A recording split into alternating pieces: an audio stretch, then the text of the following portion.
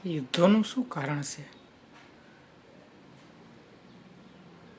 America, Israel, Iran શા માટે યુદ્ધો કરતા હશે લોકો?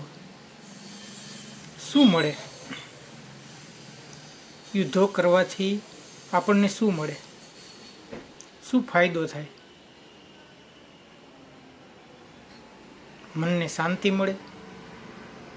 આપણું જીવન ધોરણ ઊંચું આવે? કંઈક મજા આવતી હોય તો જ લોકો યુદ્ધ કરતા હોય ને, બાકી આટલા બધા યુદ્ધો થોડા કરે લોકો.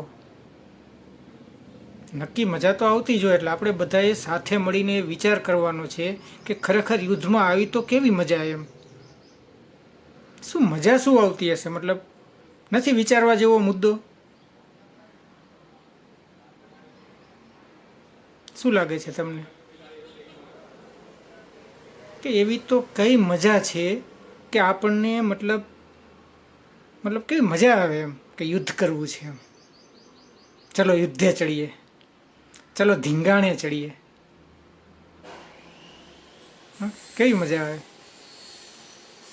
કે આપણે ખાલી એમ કંઈક ચાલો લડવા, અને 10, 15, 20, 25, 500, 1000 લાખો માણસો આપણી પાસે લડવા માટે તૈયાર હોય તો આપણને કેવી મજા આવે કે ચાલો ને જરાક લડી નાખીએ, ખેલ પાડી દઈએ. એમ ટોળું હોય એટલે આપણને મજા આવે ને. મતલબ એક વિચાર તમે જુઓ, એમ વિચારની પાછળ જો થોડીક તાકાત હોય, થોડોક સમૂહ હોય તો તમને લડવા માટેનો એક ઉત્સાહ જાગે. ભલે આપણે ખતમ થઈ જતા હોય, એ 2 નંબરની વાત છે.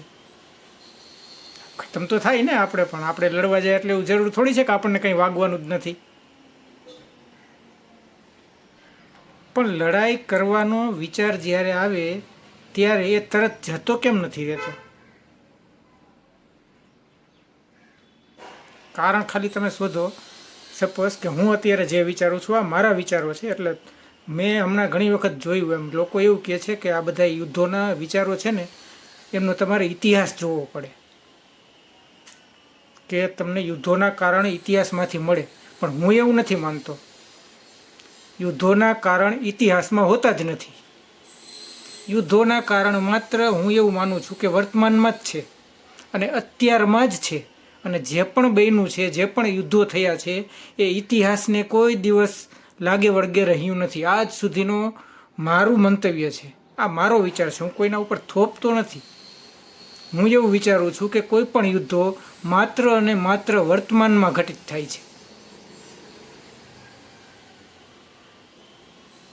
માત્ર વર્તમાનમાં ઘટિત થાય છે. માનો કે ભારત પાકિસ્તાનનું પહેલું યુદ્ધ થયું, તો એની પાછળ શું ઇતિહાસ જવાબદાર હતો? ચલો આપણે ઇતિહાસમાં બેક સાઈડ જવાનું ચાલુ કરીએ. ભારત પાકિસ્તાનનું પહેલું યુદ્ધ થયું, કયો ઇતિહાસ કારણભૂત હતો? માનો કે આપણને સ્વતંત્રતા મળી, જ્યારે સ્વતંત્રતા મળી ત્યારે તો યુદ્ધ હતું જ નહીં ભારતના પાકિસ્તાનનું. તો હવે તમે ઇતિહાસમાં કઈ રીતના જોઈ શકો કે મતલબ આ ઇતિહાસમાં એવું તો શું બન્યું કે ભારત ને પાકિસ્તાનનું યુદ્ધ થયું?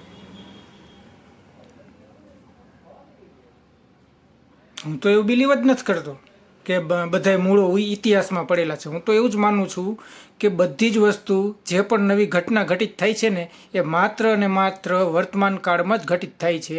કે મને કોઈ લાલચ આવી છે અત્યારે જ, મને અત્યારે વિચાર આવ્યો કે ભાઈ મારે છે ને પેલાને પાડી દેવો છે, એટલે મારી બાજુમાં બીજા 2-4 જણા બેઠા છે કે ચાલ પાડી દઈએ, એમાં શું એમ. એટલે મારા વિચારને બળ મળ્યું, થોડીક તાકાત મળી. સમજાય છે? બધું જ વર્તમાન કાળમાં જ આ બધું ઘટિત થાય છે. કારણ કે તમને કોઈ પણ વિચાર આવે ને, કાં તો કંઈક લાલચ આવે કે તમારે કંઈક મેળવવાનું છે, સામેવાળા પાસેથી તમારે કંઈક મેળવવાની લાલચ હોય, તો તમને એમ થાય કે ચલો આપણે આને મારવાથી મને કંઈક મળે છે તો આપણે એમને મારીએ. આખું તમે વસ્તુ સમજો, થોટને સમજો. બધી જ વસ્તુ વર્તમાન કાળમાં જ ઘટિત થાય છે. દરેક નવા યુદ્ધો વર્તમાન કાળમાં જ ઘટિત થયા છે. પહેલું વિશ્વ યુદ્ધ થયું, એ પણ વર્તમાન કાળ હતો. ત્યારે જ લોકોને મન થયું કે ચલો 2 ભાગમાં વેચાઈ જાય અને એકાબીજાને જોઈ લઈ કે કેનામાં કેટલી તાકાત છે. અને પછી પાછો વિચાર છે ને એ નવો વિચાર બનીને આવે કે હવે આ તો પહેલાં વિશ્વયુદ્ધમાં તો કેટલું બધી ખાના ખરાબી થઈ, ચાલો આપણે સંયુક્ત રાષ્ટ્ર સંઘની રચના કરીએ. વિચારની તમે તાકાત જુઓ, એમ વિચાર કેવો હોશિયારીથી પોતાની આખી પોતાનું રૂપ જ બદલી દે. એક જ માઇન્ડ છે અને એક જ માઇન્ડ પહેલાં યુદ્ધ કરે અને પછી તરત છે ને શાંતિ માટે વિચારે. એટલે સંયુક્ત રાષ્ટ્ર સંઘની રચના થાય, બરાબર. એટલે માઇન્ડને થોટને એવું થાય, થોટ તરત એવું વિચારે કે હા સંયુક્ત રાષ્ટ્ર સંઘની રચના બની ગઈ છે એટલે આપણે ઘરે જઈને સૂઈ જાય, આપણું કામ થઈ ગયું, શાંતિની સ્થાપના થઈ ગઈ, બરાબર. એટલે માઇન્ડ પાછું સવારે ઉઠે ને એટલે તરત બીજા વિશ્વયુદ્ધની તૈયારી કરવામાં લાગી જાય. કારણ કે એને તો ખાલી એટલું જ વિચારવાનું હતું કે આ યુદ્ધ થયું છે ને રોકવા માટે આપણે શાંતિ પ્રસ્તાવની જરૂર છે, તો એના માટે સંયુક્ત રાષ્ટ્ર સંઘની રચના કરી. વિચારો એ બધા ભેગા થયા એક ટેબલ ઉપર અને કીધું કે ભાઈ હવે આપણે યુદ્ધ નથી કરવું, એમ ઘણું બધું નુકસાન થયું છે. એટલે બધાએ રિલેક્સ થઈને શાંતિથી સૂઈ જાય કે હાઈશ હવે કોઈ યુદ્ધ થવાના નથી. અને સવારે ઉઠી એટલે મન પાછું વિચારે કે આ પેલા બોમ્બ આપણે જે ફોડ્યો હતો ને એના અંદર કંઈક થોડીક ભૂલ રહી ગઈ હતી, એટલે હવે એમાં કંઈક સુધારો કરવો પડે.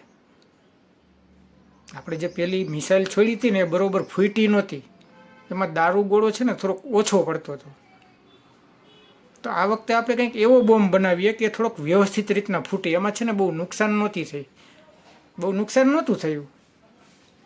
નાનકડો ભડાકો થયો હતો, નાનકડો જ બ્લાસ્ટ થયો હતો, બહુ થોડાક જ લોકો મર્યા હતા. એટલે હવે આપણે થોડુંક એવું બનાવીએ કે કંઈક થોડુંક ઝાઝા લોકો મરે, વિનાશ થોડોક મોટો થવો જોઈએ. કેમ કે વિચારો જેટલા તમે મોટા કરશો એટલા જ તમે મોટા વિનાશ તરફ લઈ જશો ને. જો વિચાર તમે કરો જ નહીં તો વિનાશ ક્યાં થવાનો જ છે.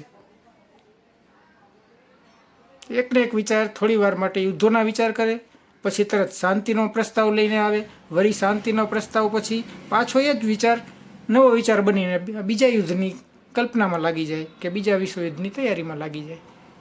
અત્યારે એ જ કરતાં કરતાં આપણે ત્રીજા વિશ્વયુદ્ધના કગાર ઉપર આવી ગયા. રોજ સવારમાં તમે હેડલાઇન જુઓ, બરાબર, એટલે આખો દિવસ ટોક ઓફ ધી ટાઉન. અમેરિકાનું શું, ઈરાકનું શું, ઇઝરાયલનું શું, હમાસનું શું. બચી શકાય આના અંદરથી? છે કોઈ આઈડિયા?